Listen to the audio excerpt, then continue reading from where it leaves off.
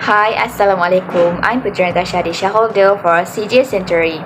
Alright, as a shareholder, we need to know the performance of the company because it is a very crucial thing for the shareholder to make decision to continue our investment in the company.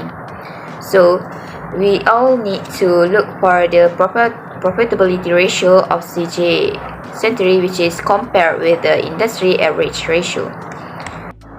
So for the gross profit margin, the gross profit margin of CJ Century in 2020 is 18% higher than its latest year, which is 15% only.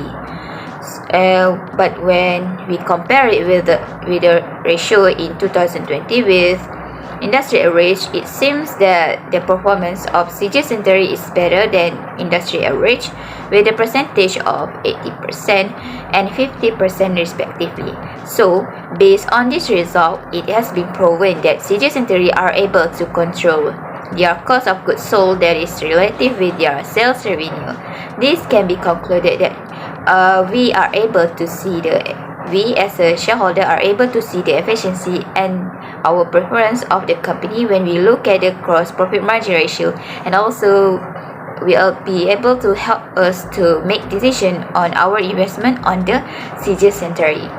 Besides, when we look at the return on assets, return on asset on 2020 of CJ Century are negative 0.002 times, and in 2020 is negative 0.042 times with a difference of negative 0.004 times.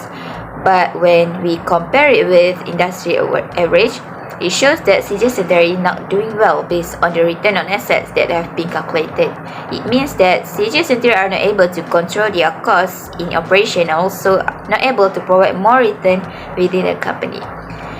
So when we look at the perspective of shareholder, we are able to figure out whether we can invest our money in the company or not when we look at the return on asset ratio of the company.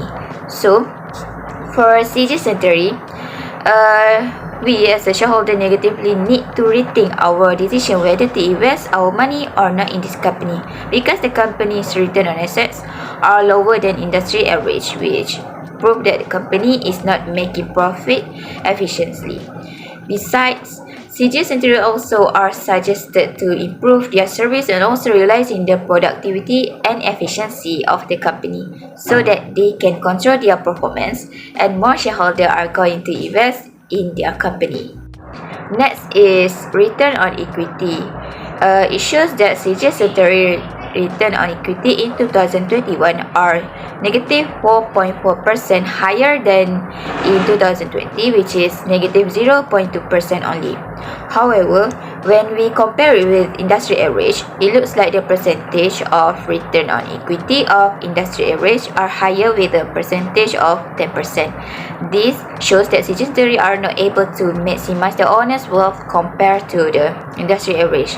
The performance of the company need to be improved based on how the profit can be increased, understanding the productivity of the company and its efficiency, because this could influence the company's profitability, also influence our decision.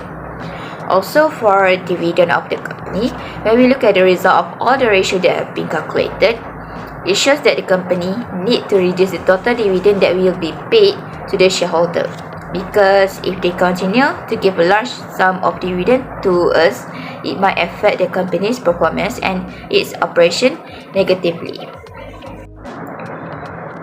So when CJ Century is being compared with industry average, which is Tasco, we know that Tasco was one of the nearest rival for CJ Century. So the competition between this company in this sector are quite healthy, but Tasco performance towards their profitability, revenue and assets are going well, instead of CJ Century who having lost from the past 2 years, which this could affect our decision to continue play our role in this CJ Century company in the future because of the total loss that the company is having right now. So that's all from us based on our perspective of shareholder towards the CJ Secretary. Thank you for listening.